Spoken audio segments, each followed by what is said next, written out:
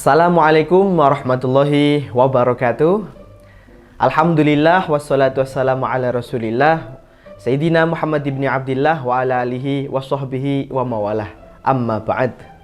Selamat pagi para pemirsa dimanapun berada. Selamat datang pada acara Q&A Ahwalus Sasiyah. Perkenalkan, di sini saya Muhammad Asmi Syafiq dari program studi Hukum Keluarga Islam atau Ahwalu Asyasyiyah. Pemirsa yang berbahagia, alhamdulillah kita kehadiran tamu spesial. Beliau adalah Ibu Dr. Anisah Budiwati, Magister Sarjana Islam, Studi Islam. Mari kita sapa dulu. Assalamualaikum Ibu. Waalaikumsalam. Bagaimana kabar? Alhamdulillah baik. Jadi beliau itu adalah salah satu dosen di UII, tepatnya pada program studi Ahwalus Sasiyah atau Hukum Keluarga Islam. Beliau termasuk salah satu doktor muda yang mana tepat pada usia 30 beliau sudah mendapatkan gelar doktor. Ini artinya menjadi sebuah kebanggaan tersendiri dan dapat menambah giroh sebagai kita mahasiswa untuk meneladani semangat beliau untuk mencari ilmu. Riwayat pendidikan beliau untuk S1 ada di IAIN Wali Songo Semarang, untuk S2 IAIN Wali Songo Semarang, dan S3 beliau juga di tempat yang sama, yaitu adalah Universitas Islam Negeri Wali Songo Semarang. Baik Ibu, jadi di sini saya sebagai moderator ada beberapa sebuah pertanyaan ini Bu, yang mana dari pertanyaan ini ketika saya diskusi dengan teman-teman ketika di dunia kampus atau di mana itu, pertanyaan ini tuh masih kayak semacam membutuhkan sebuah pendalaman lagi Bu. Nah, jadi ada beberapa pertanyaan ini kan kita dulu ketika saya pernah diajar sama Ibu ilmu falak ya. Jadi teman-teman di dalam program studi Hukum Keluarga Islam di UI ini ada yang namanya ilmu falak, di mana kita dulu belajar untuk menghitung awal puasa Ramadan, menghitung bulan dalam hijriah, menentukan juga. Terus di situ kita diajarkan untuk memfungsikan atau kita belajar tentang alat-alat yang fokusnya itu pada perbintangan. Seperti yang kita lihat ada di belakang ini, itu adalah alat-alat yang pernah kita gunakan ketika kita praktek pada mata kuliah ilmu falak. Di sini kita tidak hanya belajar teori, namun juga kita belajar ilmu hitung-hitungan juga kita. Jadi ada teori dan praktek kita seimbang di dalam ilmu falak ini. Alhamdulillah. Jadi seperti ini Ibu, bagi umat Muslim itu kan kita ketika akan sholat itu kan kita menghadap ke kiblat ya Ibu. Jadi menurut Ibu itu sebenarnya apa sih makna daripada kiblat untuk umat Muslim itu sendiri? Oke, Azmi ya, senang sekali. Pertama kita belajar ilmu falak ya di prodi Hukum Keluarga ini, sesuatu yang agak berbeda ya, cara pikirnya, kemudian cara mempelajarinya juga berbeda. Nah, terkait dengan tadi makna kiblat ya, tadi sudah disebut sebenarnya kiblat itu adalah hadapan gitu ya, atau muwajahah, muqabalah. Ya, artinya kiblat itu sudah sepakat semua para ulama mendefinisikan bahwa apa itu kiblat? Kiblat itu adalah Masjidil Haram. Nah, Masjidil Haram itu fokusnya kemana gitu ya, bukan sekedar masjidnya saja. Fokusnya adalah Ka'bah itu sendiri. Sehingga kalau misalnya makna untuk umat Islam tidak hanya sekedar perintah untuk melaksanakan sholat, menghadap, ya kiblat itu sendiri adalah satu titik, yaitu Ka'bah. Apa gitu. Kenapa harus ada kiblat ini Bu? Jadi dan kan seperti Bu yang tadi jelaskan menghadap ke Masjidil Haram. Jadi apa sih urgensinya, pentingnya itu kiblat atau kita harus ada kiblat itu? Jadi seperti apa sih Bu? Ya, pertama karena di hukum keluarga, tepatnya hukum Islam ya, karena kita semua apa yang kita pelajari itu berasal dari Al-Quran. Jadi ayat-ayat ahkam gitu ya, ayat-ayat hukum. Nah, termasuk dengan kiblat ini. Jadi karena ada perintah untuk menghadap ke arah kiblat, Rasulullah sudah mencontohkan seperti itu. Maka ya semua umat muslim harus menghadap arah kiblat, ya. Tidak hanya sholat sebenarnya ya. Ketika misalnya kita tadarus Al-Quran, kemudian termasuk makam. Oh gitu. Iya, kuburan itu kan diposisikan menghadap arah kiblat. Oh, yang kepala itu ya, iya, Bu? Jadi jenazah itu? Iya, jenazah itu juga menghadap arah kiblat. Ya. Tidak hanya itu kepentingannya. Termasuk misalnya kita mau ke WC, WC-nya bahkan tidak boleh menghadap arah kiblat kalau WC ya. Menghadap maupun membelakangi itu ya enggak boleh ya Bu, berarti ketika kita melakukan BAB atau itu ke arah kiblat enggak boleh ya berarti? Iya, jadi untuk pendirian toilet itu tidak boleh menghadap arah kiblat. Oh, seperti itu Bu. Seperti itu. Jadi kenapa penting? Ya karena itu termasuk hal yang menjadi bagian dari ibadah kita kan, ubudiyah kita sehari-hari. Sehingga kita harus tahu gitu. Nah, kalau berdasarkan letak geografis di Indonesia ya Bu, apakah betul kiblat dari negara kita itu menghadap ke arah barat itu Bu? Sebenarnya kalau secara ilmu pengetahuan tidak ya. Iya. Bahkan justru gini, ada fatwa MUI yang keluar nomor 3 tahun 2010 ya, 2010. Itu mengatakan bahwa arah kiblat orang Indonesia, Muslim Indonesia itu ke arah barat. Arah barat. Ya, awalnya begitu, arah barat. Kemudian ada revisi ulang. Oh, gitu. Ya, karena kan isi dari fatwa tersebut tidak sesuai dengan ilmu pengetahuan. Oh, gitu. Di zaman seperti ini teknologi sudah sangat canggih, orang hanya mengatakan bahwa arah kiblat umat muslim hanya barat, itu jelas salah. Oh. Jadi direvisi dengan fatwa MUI nomor 5 tahun 2010, itu isinya adalah umat Islam Indonesia menghadap ke barat laut dengan variasi tertentu sesuai dengan lokasinya masing-masing. Oh, seperti itu. Nah, itu jawaban yang benar-benar ilmu falak. Iya, berarti artinya tidak hanya sebatas barat, namun ada perinciannya berdasarkan ilmu pengetahuan ya, Bu, keakuratannya karena itu. Jelas kan Indonesia itu kan tidak betul-betul di timurnya Mekah, di timurnya Ka'bah, di timurnya Masjidil Haram. Dia agak condong ke selatan ke bawah. Makanya kita bilang kalau misalnya menghadap ke arah barat laut dengan variasi itu berbeda-beda. Kalau misalnya ya gampangannya itu dari derajatnya dari titik barat ya. Itu 22 derajat sampai 29 derajat. Itu untuk lokasi Indonesia aja. Oh ya Bu, ini kan kalau Indonesia ke barat laut gitu ya. Nah ini pertanyaan menarik Bu, apakah semua negara itu juga menghadap ke arah barat atau karena Indonesia yang berada di timurnya, apakah juga istilahnya hal demikian tuh apa yang menjadi penyebab kok misalkan jawabannya berbeda-beda itu apa sih Bu sebenarnya? Bisa. Azmi sebelumnya pernah menghitung arah kiblat? Iya pernah. Ya dulu ketika praktek ada menggunakan aplikasi maupun hitung-hitungan, rumus trigonometri. Segitiga bola ya. Iya betul itu. Artinya segitiga bola itu diterapkan di permukaan bola, bola bumi. Ya bumi kita kan nggak datar ya. Sekali lagi kalau kita berbicara bumi datar ya nggak nyambung. Kalau kita berbicara bumi itu bulat, maka itu tadi rumus itu diterapkan. Trigonometri itu. Iya, trigonometri bola namanya, ya segitiga bola. Makanya di setiap permukaan ya karena dia itu berbentuk bola, otomatis sudut kiblatnya berbeda-beda. Itu yang menyebabkan negara-negara dimanapun gitu ya, negara yang di permukaan daratan ya, yang orang di situ ada sholat gitu, perintah ibadah, ya akan berbeda-beda. Indonesia ya punya kecenderungan barat agak ke utara ya, barat laut itu. Nah untuk di yang sebelah selatannya pas dengan Ka'bah atau sebelah baratnya Ka'bah, kita kan nggak bisa juga punya arah yang sama.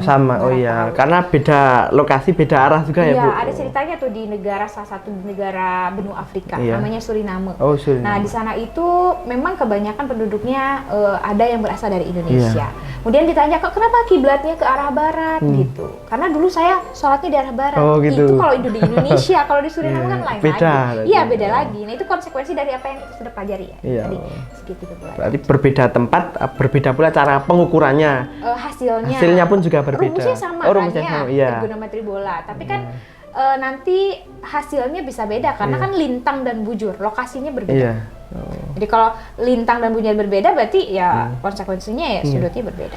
Oh ya Bu, masih berkaitan dengan arah kiblat ya. Misalkan ketika kita akan melakukan sholat gitu ya, kan sudah diukur gitu kan arahnya ke arah barat laut dengan dengan variasi tertentu gitu ya. Misalkan ketika di masing-masing tempat gitu, terus saat itu ternyata yang pertama itu ukuran daripada kiblatnya itu kurang pas 10 sampai 15 derajat. Itu bagaimana, Bu? Jadi hukum sholatnya itu apakah sah atau seperti apa, Bu? Kayak ada dua jawaban nih kayaknya. Oh, gitu. Ada secara fikihnya, ada secara ilmu pengetahuan. Iya. Tapi sebenarnya dua-duanya berkorelasi. Oh, sih. gitu. Ya secara fikih kalau misalnya kita salah nih dalam sholat, itu kan beberapa kita mengenal 4 mazhab ya. Iya. Ya Maliki, Syafi'i, Hanafi, Hambali begitu ya. Beda-beda pendapat. Betul. Yang lebih kuat atau lebih berhati-hati sekali itu mazhab Imam Syafi'i. Dimana kalau salah, misalnya kita sholat, kita baru tahu, wah kita arah kiblatnya salah nih.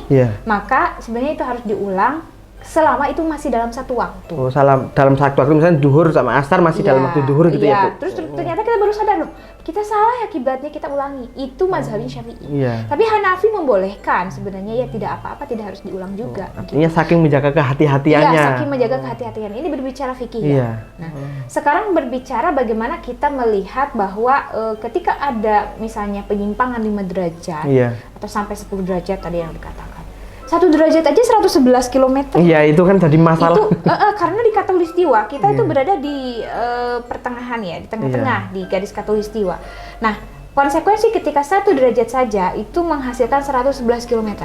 111 menjauhi km. Ka'bah. Padahal 1 derajat itu. Iya, 1 derajat. Makanya kalau 5 derajat. Berarti kalau 5, kan, 10 sampai 15 itu lebih. Iya, bisa jadi. Ya bisa jadi nih, mungkin masjidnya itu mengarah bukan ke barat laut. Oh, gitu. Bahkan misalnya karena patokan orang Indonesia bilang arah barat ya gitu. Itu masuk ke benua Afrika gitu. Jadinya konsekuensinya kalau misalnya punya penyimpangan yang besar, maka konsekuensinya akan menjauhi Ka'bah lebih besar lagi. Lebih besar ya? Iya, bisa jadi lebih ke kiri atau lebih ke kanan. Kalau kita konteksnya ya lebih ke utara atau enggak lebih ke selatan. Berarti artinya kalau di Indonesia atau Asia ini kan banyak mazhab Syafi'i ya, Bu. Berarti artinya harus lebih berhati-hati ya, ya lebih di dalam. Indonesia banyak yang mengambil mazhab Syafi'i, dan ketika kita sudah tahu konsekuensinya seperti itu ya, apalagi teknologi kita udah canggih-canggihan gitu ya. Jadi manfaatkanlah yang ada. Contoh simpel ya, kita ada Google Earth. Ya, Google Earth kan kita bisa tahu arah kan. Nah, dari situ sebenarnya bisa kita tahu kiblat masjid kita itu udah betul apa enggak. Atau enggak sebenarnya jangan jauh-jauh deh, kompas gitu. Tapi kompas juga hati-hati ya, karena kita harus ada koreksi deviasi magnetik, karena dia utaranya bukan utara sejati, tapi utara kompas, utara magnet. Jadi kita memang hati-hati kalaupun mau pakai. Kalau dari Google Earth itu ya, Bu, itu kan semacam aplikasi gitu ya. Itu tingkat keakuratannya itu seperti apa, Bu? Selama ini sih sebenarnya contoh aplikasi yang bisa kita gunakan ya banyak ya. Aplikasi Google Maps itu kan kita untuk tahu arah, tujuan, tempat. Selama ini kan masih akurat ya, masih akurat dibanding kalau misalnya kita pakai kompas. Itu ya ada perbedaan, tapi ya cukup jauh sih. Jadi lebih baik pakai Google Earth. Cuman gini masalahnya, Google Earth itu kan hanya untuk mengecek. Kalau dari atas dia kan sistemnya itu sistem pakai citra satelit. Jadi dia itu menggabungkan beberapa citra sehingga terlihat gambar gitu ya, suasana, denah, lokasi dari atas.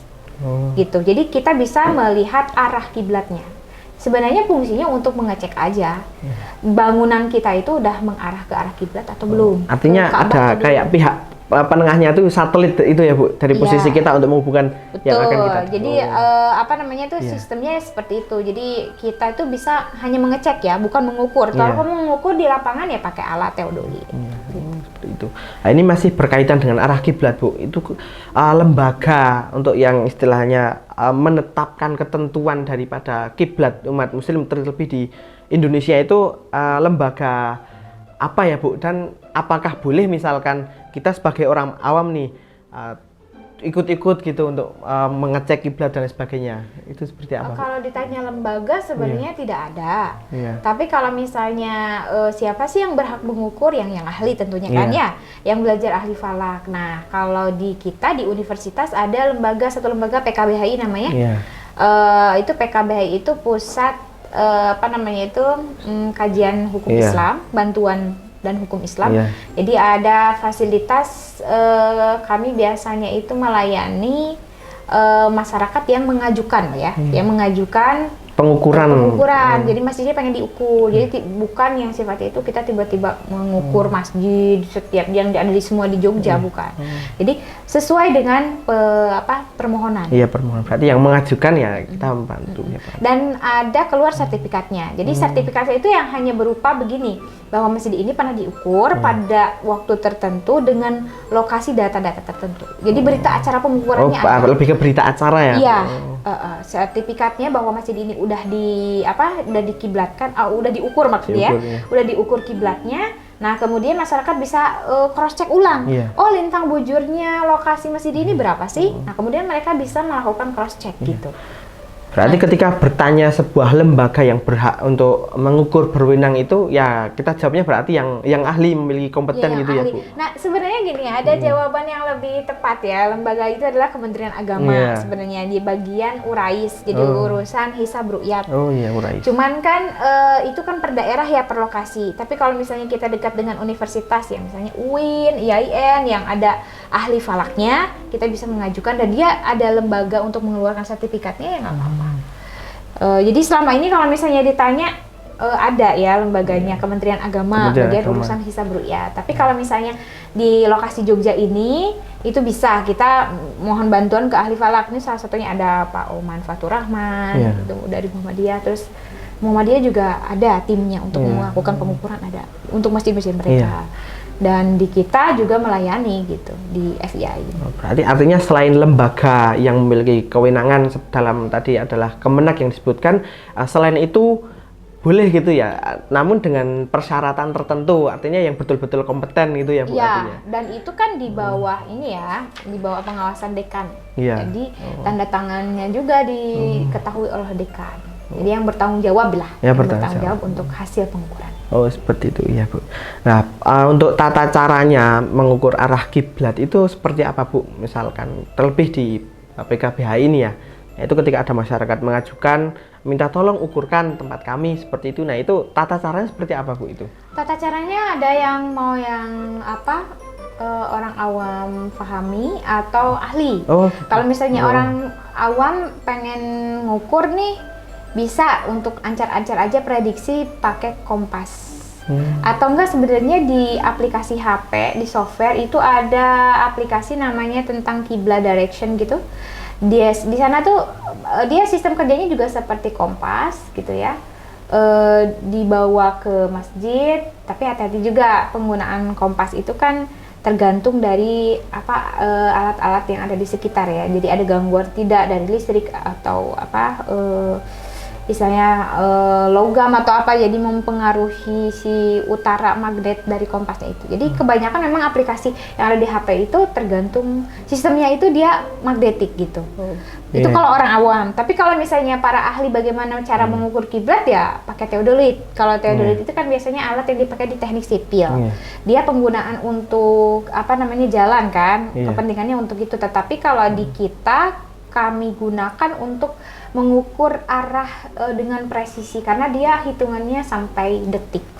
Jadi hitungan derajat, menit, detik itu sampai bisa kerekam sama dia. Terus akhirnya kita bisa pakai matahari gitu untuk posisi matahari, kemudian lokasi di tempat, jam dari waktu, kemudian lintang bujur dihitung, kemudian diukur pada tepat waktu itu, tapi syaratnya harus ada matahari. Jadi kita menggunakan sinar matahari.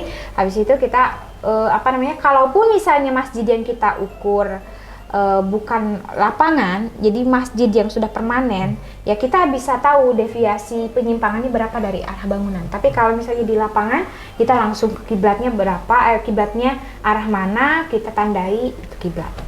Artinya ada dua jawaban ya, Bu, yang bisa digunakan untuk menentukan arah kiblat. Tata cara yang pertama itu adalah bagian untuk orang-orang yang ahli, yang seperti tadi tata caranya Ibu sebutkan menggunakan teodolit itu kan.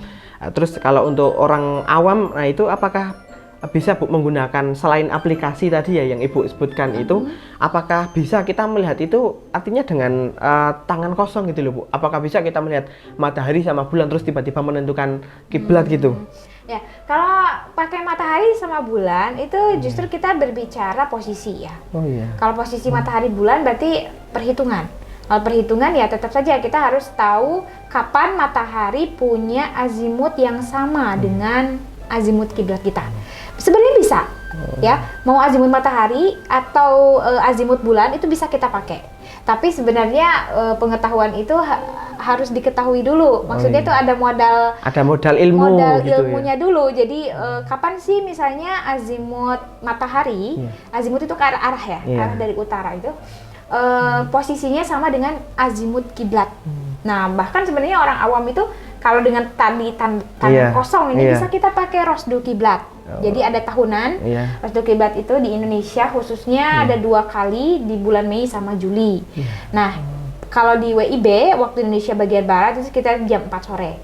Jadi kita perhatikan aja bayangan setiap benda yang tegak itu pasti menghadap arah kiblat. Tapi kebalikannya, karena kan si bayangannya itu kita kan ke arah barat ya. Iya betul. Ke arah barat. Nah itu arah kebalikannya itu berarti kiblat. Oh gitu. Gitu. Berarti artinya bisa menggunakan tangan kosong itu pun harus dengan ilmu yang artinya betul-betul paham gitu ya Bu? Iya betul-betul paham. Jadi misalnya dibilang rosdul kiblat pukul 16:15.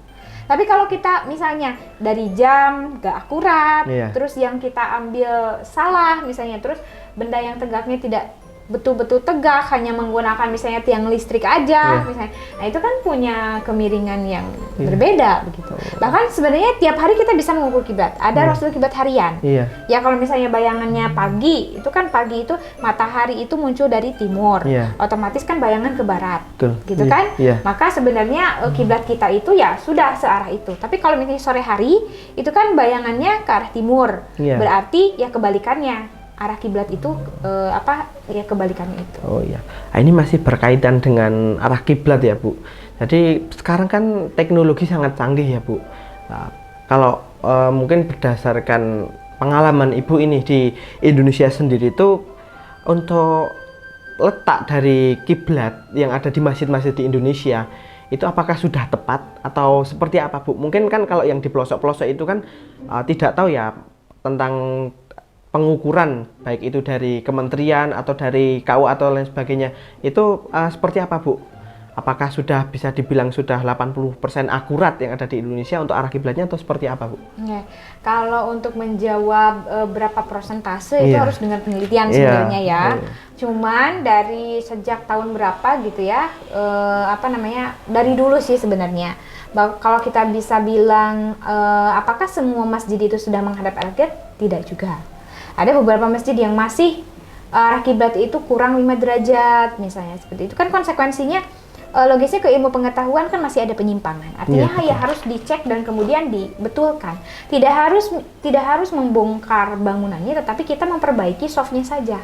Jadi kebanyakan banyak juga masjid yang melakukan pengecekan, kemudian setelah tahu ternyata harus miring ke kanan.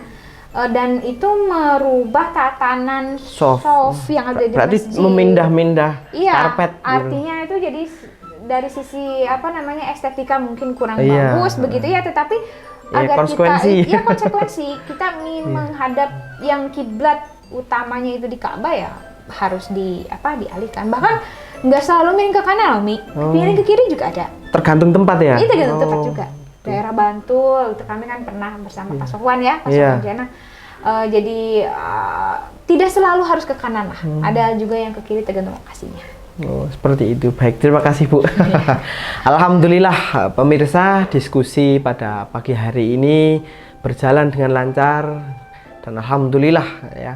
Kami sampaikan terima kasih kepada Ibu Anisah Budiwati sebagai narasumber pakar di bidang ilmu falak. Kita doakan semoga beliau selalu diberikan kesehatan, keberkahan, dan semoga segera menjadi guru besar di Universitas Islam Indonesia Ibu. Nah, terima kasih. Saya Muhammad Asmi Syafiq. Wassalamualaikum warahmatullahi wabarakatuh.